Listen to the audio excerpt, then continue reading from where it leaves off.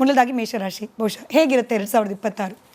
ನೋಡಿ, ಮೇಷಕ್ಕೆ ರಾಷ್ಟ್ರಾಧಿಪತಿ ಕುಜ 9ನೇ ಮನೆ ಧನುಸ್ ಅಂದರೆ ಭಾಗ್ಯಸ್ಥಾನದಲ್ಲಿರೋದು ಅದು ಮುನ್ನಡೆ ಹಾಗೂ ಏಳಿಗೆಗೆ ಬಹಳ ಒಳ್ಳೆಯದು.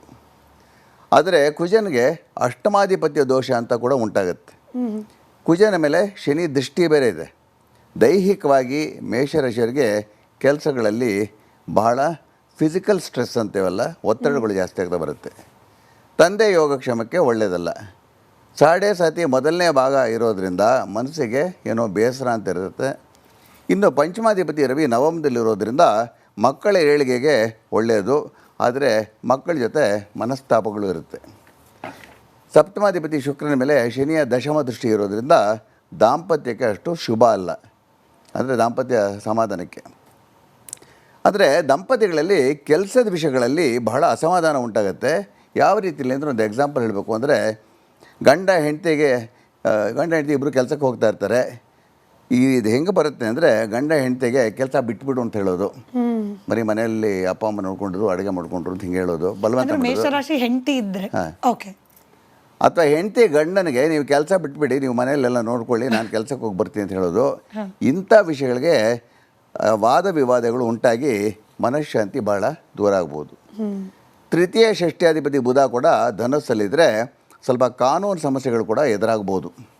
ಚತುರ್ಥಾಧಿಪತಿ ಚಂದ್ರ ಉಚ್ಚನಾಗಿ ದ್ವಿತೀಯದಲ್ಲಿರೋದ್ರಿಂದ ಮೇಷರಾಶಿಯವರ ತಾಯಂದರಿಗೆ ಅನಿರೀಕ್ಷಿತ ಧನಲಾಭ ಉಂಟಾಗ್ಬೋದು.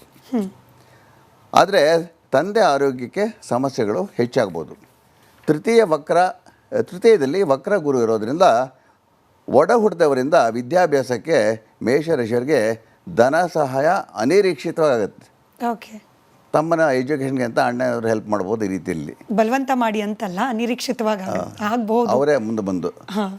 ಪಂಚಮದಲ್ಲಿ ಕೇತು ಇರೋದ್ರಿಂದ ಈ ರಾಶಿಯ ಗರ್ಭಿಣಿಯರು ಹೆಚ್ಚಿನ ಜಾಗ್ರತೆ ವಹಿಸಬೇಕಾಗುತ್ತೆ.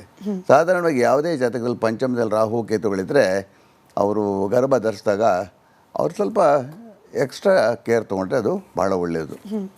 ಇನ್ನು ಇದಕ್ಕೆ ಪರಿಹಾರ ಅಂತ ತೊಗೊಂಡಾಗ ನಾವು ಪಂಚಮ ಅಂದರೆ ಪೂರ್ವ ಪುಣ್ಯಸ್ಥಾನದ ರವಿ ಶನಿ ದೃಷ್ಟಿಗೆ ಈಡಾಗಿರೋದ್ರಿಂದ ಸ್ವಲ್ಪ ಮಟ್ಟಿಗೆ ಹೃದ್ರೋಗಿಗಳು ಹೆಚ್ಚಿನ ಜಾಗ್ರತೆ ವಹಿಸಬೇಕಾಗತ್ತೆ. ಯಾವಾಗಲೂ ನೋಡಿ, ಸೂರ್ಯನಿಗೆ ಹೃದ್ರೋಗ ಮಮ ಸೂರ್ಯ ಅಂತ ಹೇಳ್ತೀವಿ. ಯಾವುದೇ ಜಾತಕದಲ್ಲಿ ಸೂರ್ಯನಿಗೂ ಕೇತುಗೂ 1 or 2 degrees ಡಿಫ್ರೆನ್ಸ್ ಒಂದೇ ರಾಶಿ ಇದ್ದರೆ 90% ಕೇಸಸಲ್ಲಿ ಆರ್ಟೇರಿಯಲ್ ಸಿಸ್ಟಮ್ ಆಫ್ ದ ಹಾರ್ಟಲ್ಲಿ ಬ್ಲಡ್ ಸರಿಯಾಗಿ ಫ್ಲೋ ಆಗೋಲ್ಲ. ಸೊ ಅಂಥವ್ರಿಗೆ ನಾವು ಸ್ವಲ್ಪ ಕೊಲೆಸ್ಟ್ರಾಲ್ ಚೆಕ್ ಮಾಡಿಸ್ಕೊಳ್ಳಿ, ಡಾಕ್ಟ್ರ್ ತೋರಿಸ್ಕೊಳ್ಳಿ ಸಜೆಸ್ಟ್ ಮಾಡೋಕ್ಕೆ ಹೋಗ್ತೀವಿ. ಅನುಕೂಲ ಅಥವಾ ಅಭ್ಯಾಸ ಇದ್ದರೆ ದಿನನಿತ್ಯ ಬೆಳಗ್ಗೆ ಕನಿಷ್ಠ 3 ತಿಂಗಳ ಕಾಲ ಆದಿತ್ಯ ಹೃದಯ ಪಾರಾಯಣ ಉತ್ತರ ಅಥವಾ ಪೂರ್ವಾಭಿಮುಖ ಮಾಡಿದರೆ ಆ ಸೌಂಡ್ ವೈಬ್ರೇಷನ್ಸ್ನ ಹೆಲ್ಪ್ ಆಗ್ಬೋದು. ಅನುಕೂಲ ಇದ್ದರೆ ತಾತ್ಕಾಲಿಕವಾಗಿ 3 ತಿಂಗಳವರೆಗೂ ಬೆಳ್ಳಿ ಅಥವಾ ಚಿನ್ನದ ಉಂಗುರದ ಬೆರಳಿಗೆ ಒಂದು ಸಣ್ಣ ಮಾಣಿಕ್ಯ ಅಂದರೆ ರೂಬಿ ಅಂತ ಬರುತ್ತಲ್ಲ, ಆ ಹರಳನ್ನು ಧರಿಸ್ಕೊಂಡ್ರೆ ಅದು ಒಳ್ಳೆಯದು. ಈ ಉಂಗುರದ ಬೆರಳು ಅಂದ ತಕ್ಷಣ ಬಲನ ಎಡನೂ ಸಂದೇಹ ಬಂದ್ಬಿಡುತ್ತೆ. ಅದು ಸ್ತ್ರೀಯರಿಗೆ ಎಡ, ಪುರುಷರಿಗೆ ಬಲ. ಇದು ಭಾನುವಾರ ಬೆಳಗ್ಗೆ ಮಾಡಿಕೊಂಡ್ರೆ ಒಳ್ಳೆಯದು. ಕೆಲವರು ಕೇಳ್ತಾರೆ, ಅಲ್ಲ ಗುರುಳೆ ಇದೆಲ್ಲ ಸಿಕ್ಕಾಪಟ್ಟೆ ಕಾಸ್ಟ್ಲಿ ಆಗುತ್ತಲ್ಲ ಹಿಂಗೆ ಅಂತ. ಅದಕ್ಕೆ ಅನುಕೂಲ ಇದ್ದವ್ರಿಗೆ ಅಂತ ಹೇಳಿದ್ದೀನಿ ನಾನು. ಪುರುಷರು ಬಲಗೈಗೆ, ಸ್ತ್ರೀಯರು ಎಡಗೈಗೆ. ಆದಿತ್ಯ ಹೃದಯ ಪಾರಾಯಣ ಮಾಡೋಕ್ಕಾಗಿಲ್ಲ ಅಂದರೆ ಈ ಸೂರ್ಯ ಗಾಯತ್ರಿ ಮಂತ್ರವನ್ನು, ಇವಾಗ ನಾನು ಹೇಳೋ ಮಂತ್ರವನ್ನು ದಿನನಿತ್ಯ ಬೆಳಗ್ಗೆ ಪೂರ್ವಾಭಿಮುಖ 24 ಬಾರಿ ಜಪಿಸಿದರೆ ಅದು ಬಹಳ ಒಳ್ಳೆಯದು. ನಾನು ಯಾವಾಗಲೂ ಮಂತ್ರಗಳಿಗೆ ಬಹಳ ಆದ್ಯತೆ ಕೊಡ್ತೀನಿ. ಕೃಷ್ಣನ ಭಗವದ್ಗೀತೆ ಹೇಳ್ತಾನೆ, ಯಜ್ಞಾನಾಂ ಜಪ ಯಜ್ಞೋಸ್ಮಿ ಅಂತ. ಏನೇ ಸಮಸ್ಯೆಗಳಿದ್ರೂ ಯೋಗ, ಪ್ರಾಣಾಯಾಮ, ಧ್ಯಾನ, ಎಕ್ಸರ್ಸೈಸು, ಒಳ್ಳೆತನ, ಸ್ವಲ್ಪ ಮಂತ್ರಗಳು ಮಾಡಿಕೊಂಡ್ರೆ ನಾವು ಚೆನ್ನಾಗಿರ್ತೀವಿ. ಸೊ ಈ ಮಂತ್ರ ಯಾವ್ದು ಬರುತ್ತೆ ಅಂದರೆ, ಓಂ ಆದಿತ್ಯಾಯ ವಿದ್ಮಹೆ ಸಹಸ್ರಕಿರಣಾಯ ಧೀಮಹಿ ತನ್ನೋ ಸೂರ್ಯ ಪ್ರಚೋದಯಾತ್ ಅಂತ ಬರುತ್ತೆ. ಇಷ್ಟು ಮೇಷರಾಶಿಯ ಫಲಾಫಲಗಳು. ಇನ್ನು ಮುಂದಿನ ರಾಶಿ ವೃಷಭ. ನೋಡಿ, ವೃಷಭಕ್ಕೆ ರಾಶಿಯಲ್ಲಿ ತೃತೀಯಾಧಿಪತಿ ಉಚ್ಚ ಚಂದ್ರ ಇದೆ, ಎಕ್ಸಾಲ್ಟೆಡ್ ಮೂನ್ ಅಂತೀವಿ. ಇದರಿಂದ ಮಕ್ಕಳಿಗೆ ಸಿಬ್ಲಿಂಗ್ಸ್ ಅಂದರೆ ತಮ್ಮ ಅಥವಾ ತಂಗಿ ಲಭ್ಯ ಆಗುತ್ತೆ. ಅಂದರೆ ಈ ರಾಶಿಯ 10 ವರ್ಷದ ಒಳಗಿನ ಮಕ್ಕಳಿಗೆ ಸಹೋದರ ಅಥವಾ ಸಹೋದರಿ ಲಭ್ಯ ಆಗ್ಬೋದು. ಲಾಭಸ್ಥಾನಾಧಿಪತಿ ಗುರು ವಕ್ರನಾಗಿದ್ದರೆ ಹಣಕಾಸಿನ ವಿಷಯಕ್ಕೆ ಅದು ಒಳ್ಳೆಯದೇ. ಹಾಗೆಯೇ ನೌಕರಿ ಅಥವಾ ಉದ್ಯಮದಲ್ಲಿ ಏಳಿಗೆ ಉಂಟಾಗ್ಬೋದು. ಚತುರ್ಥದಲ್ಲಿ ಕೇತು ಇರೋದರಿಂದ ಚತುರ್ಥಕ್ಕೆ ನಾವು ಮಾತೃಸ್ಥಾನ ಅಂತ ಹೇಳ್ತೀವಿ. ತಾಯಿಯ ಯೋಗಕ್ಷೇಮಕ್ಕೆ ಅಷ್ಟು ಒಳ್ಳೆಯದಲ್ಲ. ಹಾಗೆಯೇ ಚತುರ್ಥಾಧಿಪತಿ ರವಿ ಅಷ್ಟಮದಲ್ಲಿರೋದ್ರಿಂದ ತಂದೆ ಯೋಗಕ್ಷೇಮಕ್ಕೂ ಅಷ್ಟು ಒಳ್ಳೆಯದಲ್ಲ. ಇನ್ನು ಸಪ್ತಮಾಧಿಪತಿ ಕುಜ ಅಷ್ಟಮದಲ್ಲಿ ಇರೋದರಿಂದ ಪತಿ ಅಥವಾ ಪತ್ನಿಯ ಯೋಗಕ್ಷೇಮಕ್ಕೂ ಒಳ್ಳೆಯದಲ್ಲ. ಅಂದರೆ ಮನೆಯಲ್ಲಿ ಒಂಥರ ವಾತಾವರಣ ಸ್ವಲ್ಪ ಡಲ್ ಆಗಿರುತ್ತೆ ಅಂತ. ಹಾಗೆಯೇ ರಾಶ್ಯಾಧಿಪತಿ ಶುಕ್ರನು ಅಷ್ಟಮದಲ್ಲಿರೋದ್ರಿಂದ ವೃಷಭ ರಾಶಿಯವರ ಆರೋಗ್ಯದಲ್ಲೂ ಕೂಡ ಏರುಪೇರುಗಳು ಉಂಟಾಗ್ಬೋದು. ಸೊ ಮನೆ ಮಂದಿ ಎಲ್ಲ ಜಾಗೃತರಾಗಿರ್ಬೇಕು ಅಂತ. ಸ್ವಲ್ಪ ಆರೋಗ್ಯಕ್ಕೆ ಸಂಬಂಧಪಟ್ಟಂತೆ ಒಂದ್ಸತಿ ನೋಡಿ ಗುಂಪಾಗಿ ಬಂದುಬಿಡುತ್ತಲ್ಲ, ಹೌದು ಹೌದು, ಅಲರ್ಜೀಸ್, ಇನ್ಫೆಕ್ಷನ್ಸ್ ಅಂತ ಆ ರೀತಿಯಲ್ಲಿ. ದ್ವಿತೀಯ ಪಂಚಮಾಧಿಪತಿ ಬುಧ ಅಷ್ಟಮದಲ್ಲಿದ್ದರೆ ಹೂಡಿಕೆಯಲ್ಲಿ ಅಂದರೆ ಇನ್ವೆಸ್ಟ್ಮೆಂಟ್ಸಿಂದ ನಷ್ಟ ಉಂಟಾಗುವಂಥ ಸಾಧ್ಯತೆ ಇರುತ್ತೆ. ಜಾಗೃತರಾಗಿ ಶೇರ್ ಮಾರ್ಕೆಟ್ ಎಲ್ಲ ದೂರ ಇಟ್ಟಿರಬೇಕು. ಶೇರ್ ಮಾರ್ಕೆಟ್ ಟ್ರೇಡಿಂಗಲ್ಲಿ ಬಹಳ ನಷ್ಟಗಳನ್ನ ಎದುರಿಸಬೇಕಾಗ್ಬೋದು. 10ನೇ ಮನೆ ಅಂದರೆ ಕರ್ಮಸ್ಥಾನದಲ್ಲಿ ರಾಹು ಇದ್ದರೆ ಉದ್ಯಮಿಗಳಿಗೆ ಒಳ್ಳೆಯದು. ಯಾವ ಉದ್ಯಮಿಗಳಿಗೆ? ಲಿಕ್ಕರ್ ಮರ್ಚೆಂಟ್ಸು, ಹಾರ್ಸ್ ರೇಸಿಂಗು, ಇಂಥವರಿಗೆ. ಓಕೆ. ಕರ್ಮಸ್ಥಾನಾಧಿಪತಿ ಶನಿ ಲಾಭದಲ್ಲಿದ್ದರೆ ನೌಕರಿಯಲ್ಲಿ ಏಳಿಗೆ ಉಂಟಾಗುತ್ತೆ. ಆದರೆ ಬೇರೆ ಬೇರೆ ರೀತಿಯಲ್ಲಿ ನಷ್ಟಗಳಂತೂ ಅವರೇ ಉಂಟು ಮಾಡ್ಕೊಳ್ತಾರೆ.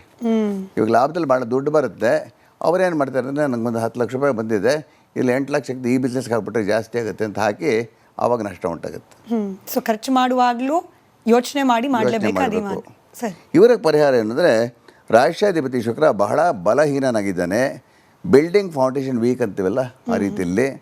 ಹಾಗೆಯೇ ಪಂಚಮಾಧಿಪತಿ ಹಾಗೂ ಪೂರ್ವ ಪುಣ್ಯ ಸ್ಥಾನಾಧಿಪತಿ ಬುಧನನ್ನು ಬಲಪಡಿಸಬೇಕಾಗತ್ತೆ. 3 ತಿಂಗಳ ಕಾಲ ಮುಂಜಾನೆ ಒಂದು ಶುಕ್ರ ಬೀಜ ಮಂತ್ರವನ್ನು 40 ಬಾರಿ ಉತ್ತರಾಭಿಮುಖ ಇವರು ಜಪಿಸಬೇಕು. ಈ ಮಂತ್ರ ಯಾವ ರೀತಿಯಲ್ಲಿ ಬರುತ್ತೆ ಅಂದರೆ ಓಂ ಧ್ರಾಂ ದ್ರೀಂ ದ್ರೌಂ ಸಹ ಶುಕ್ರಾಯ ನಮಃ ಅಂತ. ಮತ್ತೆ ಹೇಳ್ತೀನಿ, ಓಂ ದ್ರಾಂ ದ್ರೀಂ ದ್ರೌಂ ಸಹ ಶುಕ್ರಾಯ ನಮಃ ಅಂತ. ಹಾಗೆಯೇ 3 ತಿಂಗಳು ಬುಧವಾರಗಳ ಸಂಜೆ ಯಾವುದೇ ರೂಪದ ಮಹಾವಿಷ್ಣು ದೇಗುಲಕ್ಕೆ ಅಂದರೆ ಶ್ರೀರಾಮ, ಕೃಷ್ಣ, ವೆಂಕಟೇಶ್ವರ, ರಂಗನಾಥ ಈ ರೀತಿ ಸ್ವಲ್ಪ ಒಣ ಹೆಸರು ಕಾಳನ್ನು ಅರ್ಪಿಸಿ ಅರ್ಚನೆ ಮಾಡಿಸ್ಕೊಂಡ್ರೆ ಬಹಳ ಒಳ್ಳೆಯದು. 3 ತಿಂಗಳು ಬುಧವಾರಗಳು ಸಂಜೆ ಅದೇ ಹೇಳಿದ್ನಲ್ಲ ಹೆಸರು ಕಾಳಿಂದ ಕೊಡಬೇಕಾಗತ್ತೆ. ದೇಗುಲದಲ್ಲಿ 10 ನಿಮಿಷ ಕುಳಿತು ಅಷ್ಟಾಕ್ಷರ ಮಂತ್ರವನ್ನು ಜಪಿಸಿ ಬಂದರೆ ಬಹಳ ಒಳ್ಳೆಯದು. ಅಷ್ಟಾಕ್ಷರ ಮಂತ್ರ ತಮಗೆಲ್ಲ ಗೊತ್ತಿರೋ ಹಾಗೆ ಸಿಂಪಲ್ಲಾಗಿ ಓಂ ನಮೋ ನಾರಾಯಣಾಯ ಅಂತ ಬರುತ್ತೆ.